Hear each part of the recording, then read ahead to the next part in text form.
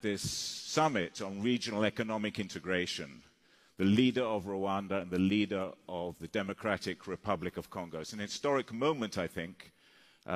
President Tshisekedi has been in this country, and I know he's had detailed discussions with you, Mr. President.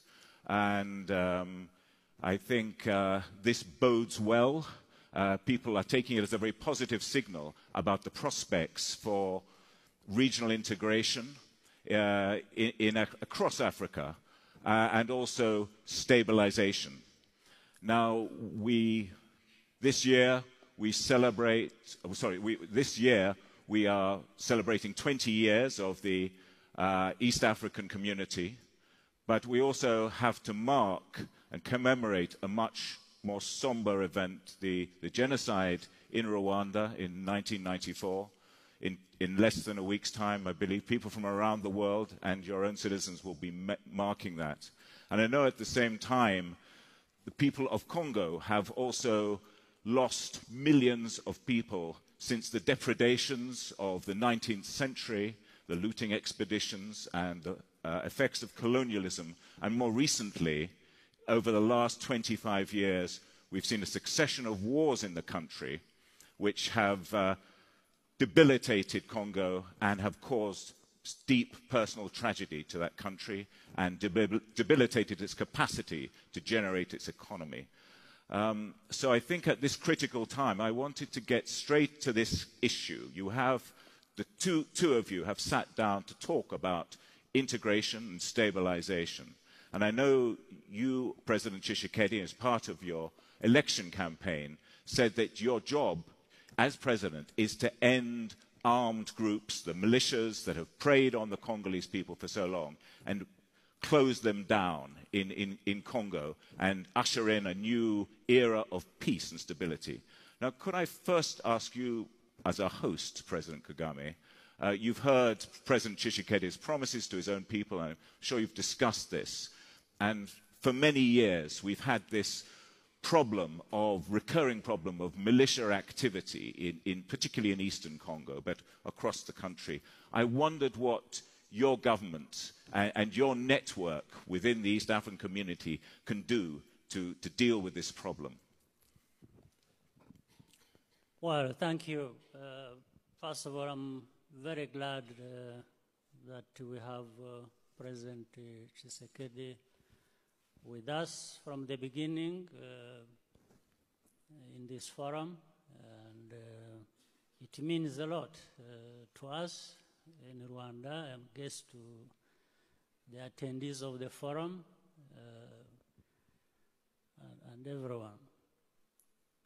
But to the point, I think you described it well from the start, how the problems, the tragedies of this region, whether it is Rwanda's or DRC's, or generally the region, the tragedy we have seen in the many years past,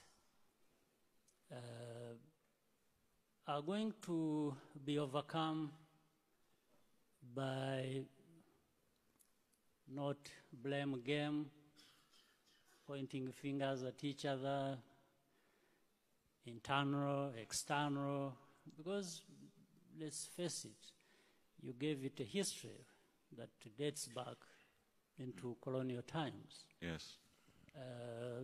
That is a fact, it's real. It feeds into the other failures we experienced of our own, yes, meaning the African societies, leaders, across the board. So all that we've known, we've experienced, we've gone through, and I think so it suffices that today we look at the real way of getting forward and moving forward and finding solutions to the many problems instead of that. So, but it comes to a number of things, including what are our politics like? How are our people, the people of Rwanda, DRC, the region, the continent, being transformed. What is it that we can do together to actually bring about the transformation that we want, that has a meaning to our people? And we can't be thinking about that without thinking of all these kinds of root causes and the current causes of continued instability in different parts of our region, whether it is DRC or my country or other countries around. So the most important thing is, do we have leaders with this kind of good politics ready to work for our own people and bring them to participate? The citizens must participate in these things that in the end result into addressing these problems. We must also have leaders who are ready to cooperate, to work with each other. Because my problems in Rwanda, in many cases, end up being problems of DRC and the people of DRC, and vice versa. So we can't address that without cooperation, without working together, without really touching on the real root causes and the real issues of the day that we have to address. And there are possibilities with us, many opportunities to be able to actually address some of the things ourselves. There are inefficiencies, there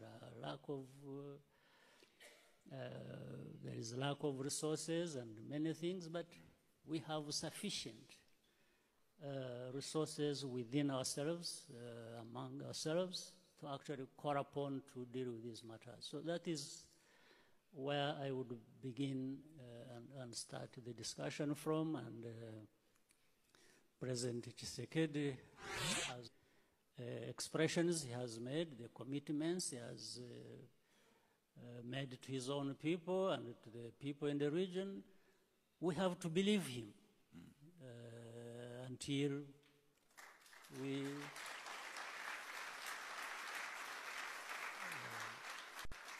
so we really have to start with that. Yes. We believe him and we extend our hand of cooperation to him as he does, he is to us, and we see how far we can go. So you think we're talking about a new era? Absolutely. That's what I see, and let's test it and see where it takes us.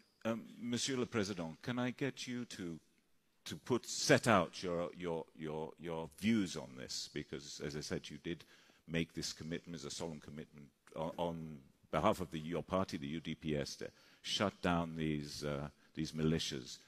So far in your discussions with President Kagame, do you feel too that we're at the start of a new era of cooperation in the region? Bien, merci.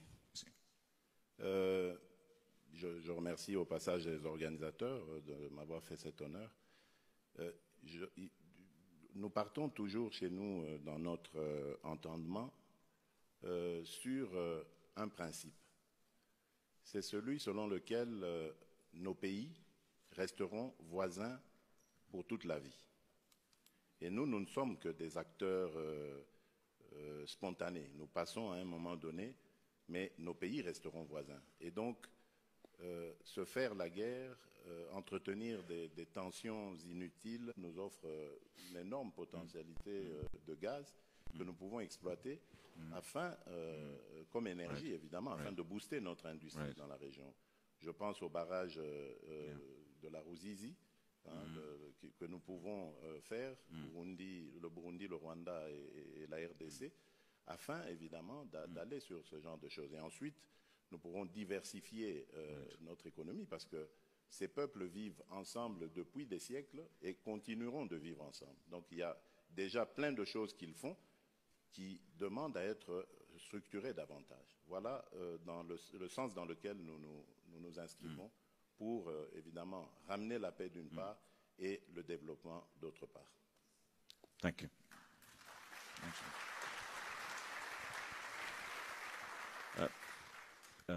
Monsieur le Président, in the last week you've been doing some shuttle diplomacy. You've been in Luanda visiting President João Lourenço. You've been in Kampala visiting President Museveni, and now you're here with us in Rwanda.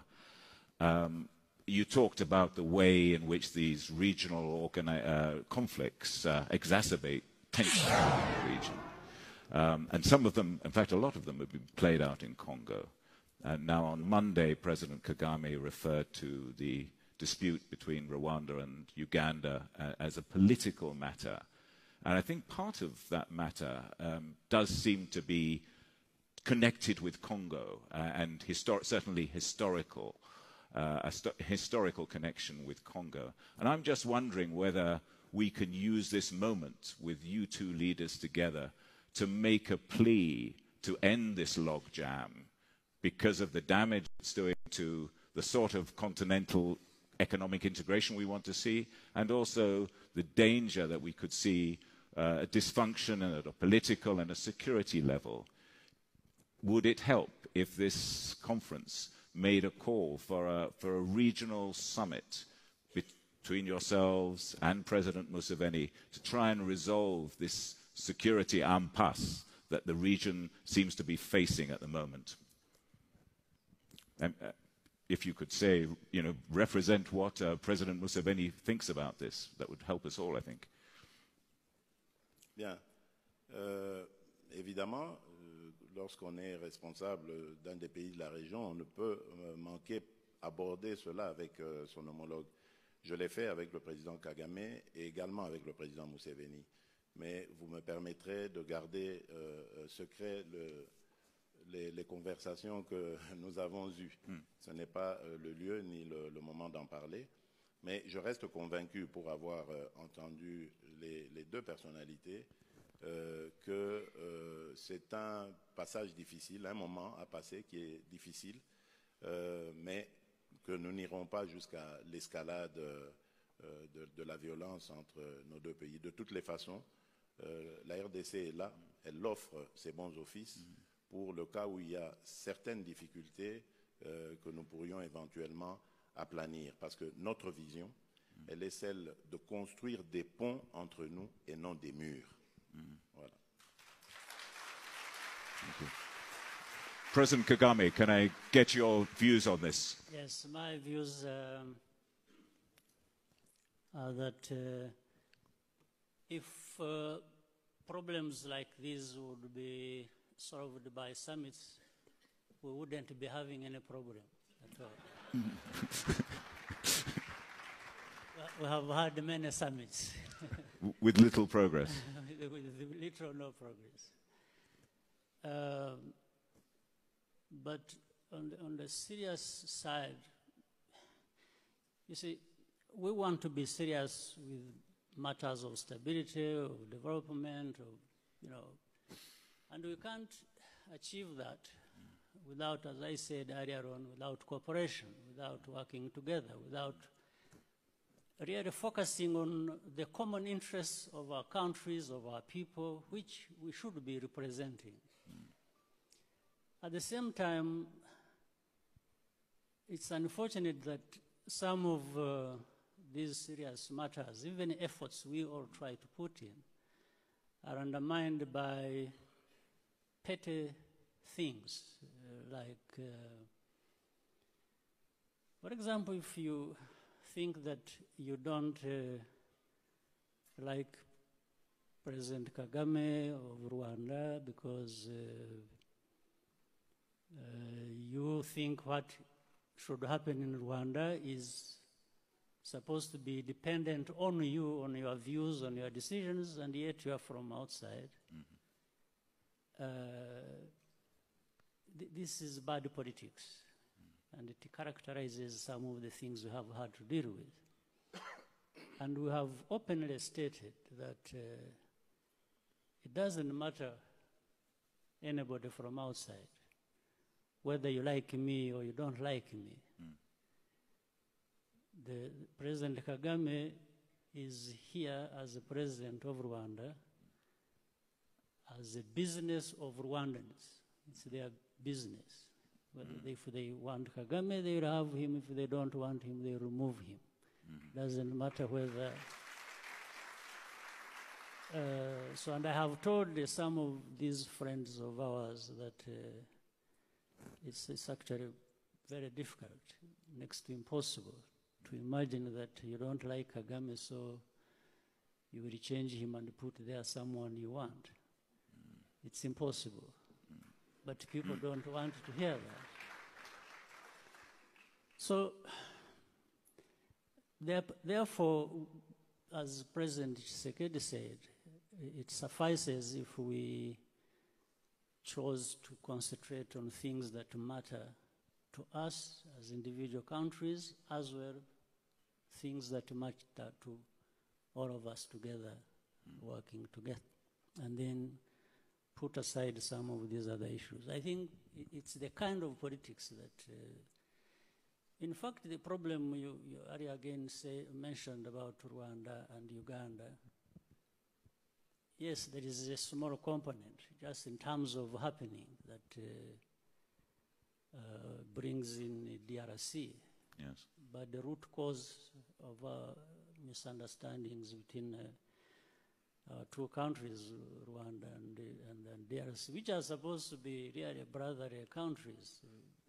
The worst quarrels are often within the families, aren't they? Absolutely. Yeah. But I think it must come to a point where the family must sit and realistically resolve these issues. But if not summits, I take your point. As a journalist, I've attended many pointless summits in my life. But if not summits, what? I mean, close bilateral consultations. I know your foreign minister has been very clear on your position on the issue. Equally, the foreign minister of Uganda has set out. What mechanisms do you see in place to resolve this? Continuing to talk about our problems, because I think we exhaust the kind of logic of continuing to undermine each other and come to a point where we find the best thing is to cooperate and work together and accept each other. Right. Or to say the least, if we can't work together as brothers, sisters, as friends, we can decide to give each other peace and forget about what we have to do together, but above all, avoid quarrels that may just be destructive, because no one would win or benefit from any serious quarrel about this. So, but if we forgot one another and let each, go about their businesses the way they want, that would be the second choice. Second to being good friends and working together and so on. In a spirit of cooperation. Monsieur le Président, I wanted to come up with a positive note on regional integration.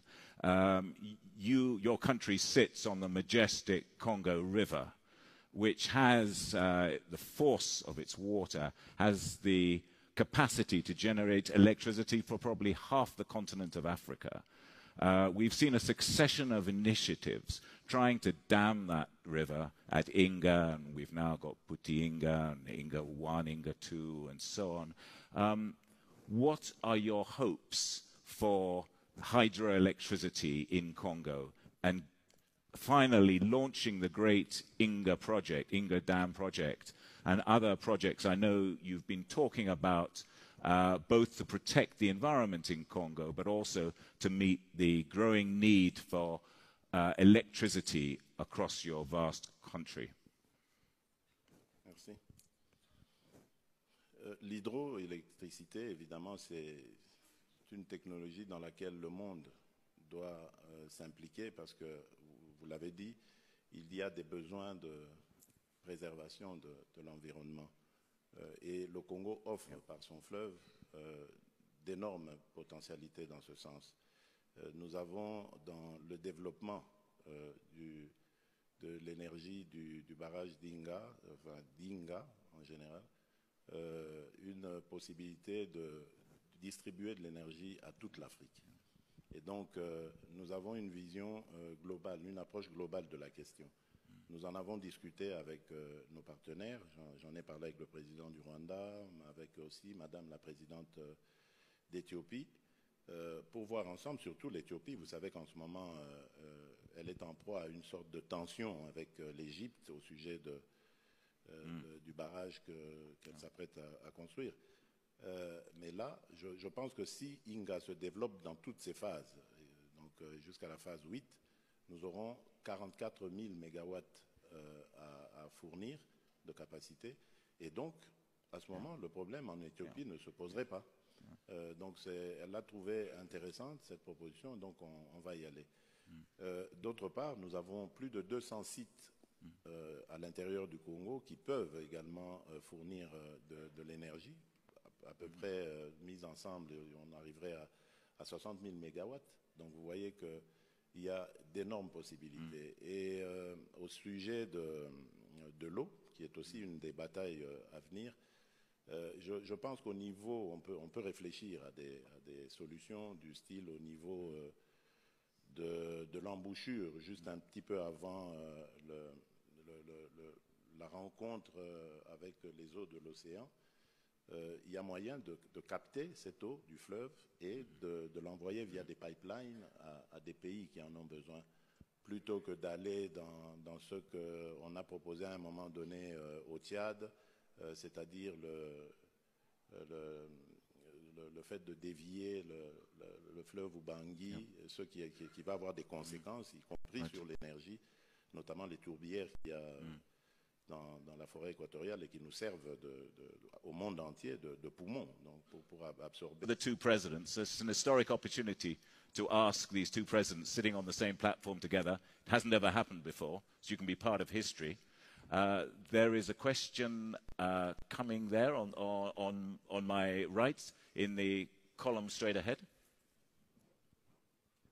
Could we have your question? Could you state where you're from and give us a brief question directed to either the president, one of the presidents, or both of them?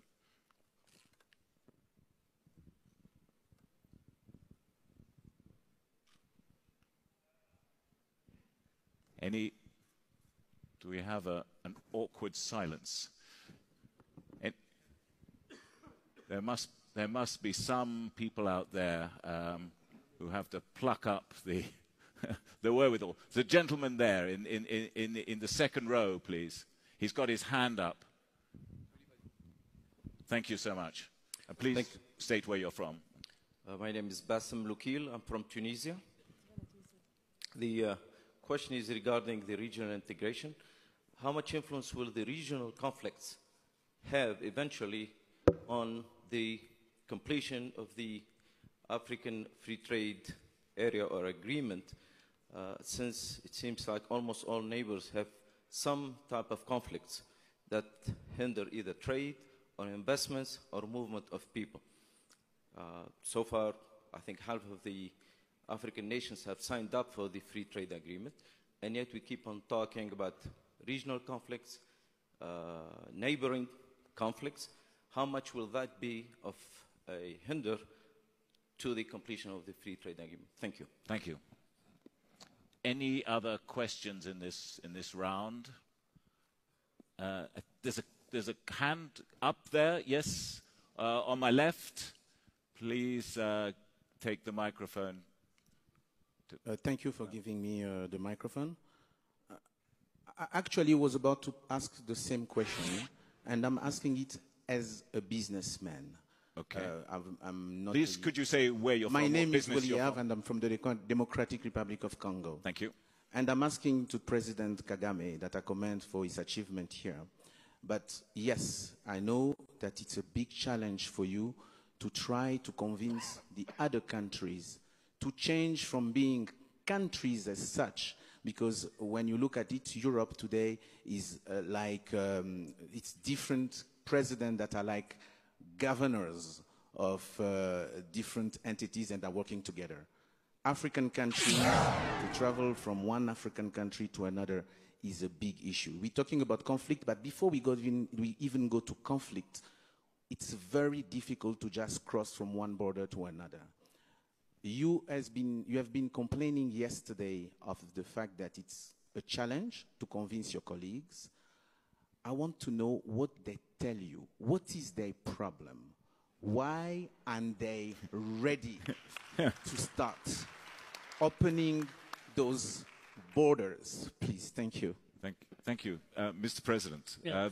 clear question there. What's the problem?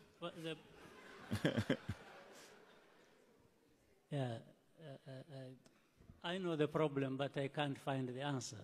Well, identifying the problem is always the first step. Yes, but I'll probably speak to the two questions combined. Please, yes.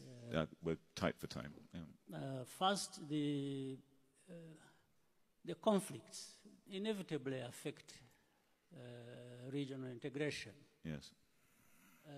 But one, I want to see it as having problems which we must try and address simultaneously, rather than just saying, let's address one, then we move to another. While we try to prevent or resolve conflicts that exist, we, at the same time, have to be working on integration. Yes. Because there are aspects of integration that can make progress even with the conflicts that we have. In fact, the beauty of it, well, I'm not talking about the beauty of conflict. I'm talking about the beauty of having such a multi-pronged approach. Yeah. Is that we have seen already the people of any country in our region or beyond. The African people, for them, they are ahead of their leaders in terms of understanding the importance of integration or even practicing it. Yeah. In fact, even some conflict areas, people are working together, doing business, there's trade going on, even with bullets flying over their heads. They are busy doing that. So it's a responsibility of governments, of leaders, political leaders, to make sure that this should not be the case, or it should not be normalized, that we can keep on conflicts and then, okay, and say, there is integration taking place after all, so why don't we? No, I think we need to tackle both, prevent conflicts, or stop them, at the same time encourage regional integration, because that is what should be. And if you look at the African continent, in fact, I didn't say that I did not convince African leaders to the importance of regional integration. I was only referring to the difficulties where, for example, I have to, in fact, commend the African leaders who, in the first place, have been behind the thrust of seeing regional integration, of seeing the CFTA. They are the ones, the leaders are the ones who sat and said, we know we must have this continental free trade area, because they wanted it. They knew the importance. But this is in spite of the fact that conflicts have been there, or others will come, and so on and so forth.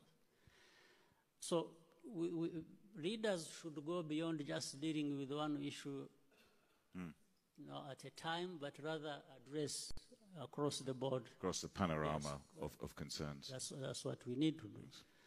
So, one, I agree, conflicts affect regional integration, and we need to put more time and energy and everything we have to make sure that we reduce on or eliminate conflicts. Same time, encourage regional integration. In fact, one helps the other. Should reinforcing. Trade, business to happen, and these things help reduce on the conflicts or the causes of conflict once people are busy with the most serious issues. Thanks. So that is the most important. And on the other one, I don't think there is, I don't think there is anything wrong with the leaders as such cutting across. Yes, there are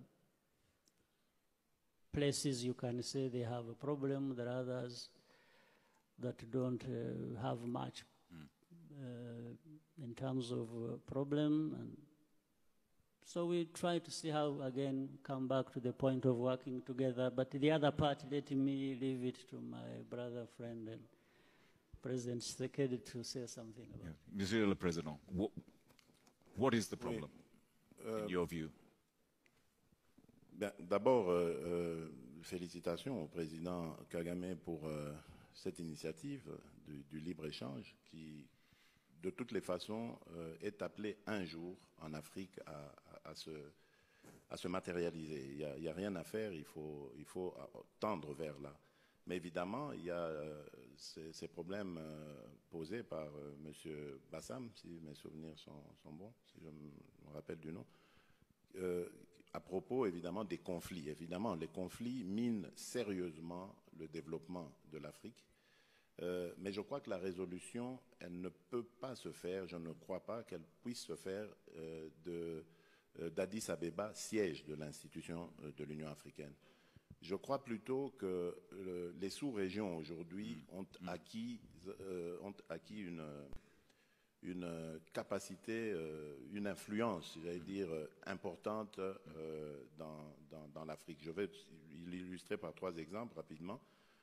Au Congo, mon pays, c'est grâce, je dois dire, à l'intervention de la sous-région que nous avons évité un grave conflit post-électoral.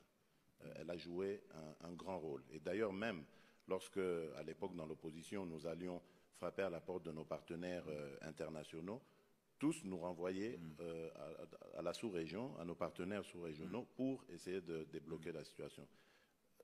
À la CEDEAO, même chose. Souvenez-vous, lorsqu'il y a eu le fameux coup d'État manqué après la destitution du président Compaoré, c'est la sous-région qui est intervenue pour mettre fin à ça et revenir à l'ordre démocratique. Même pour la SADC. La SADC, il y a eu la crise au Zimbabwe, c'est encore...